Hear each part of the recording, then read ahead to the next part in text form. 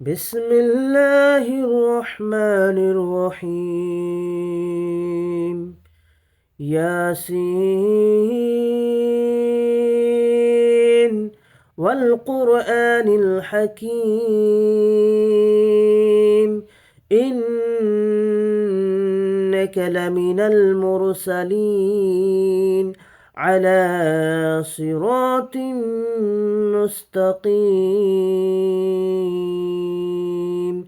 تنزيل العزيز الرحيم لتنذر قوما ما أنذر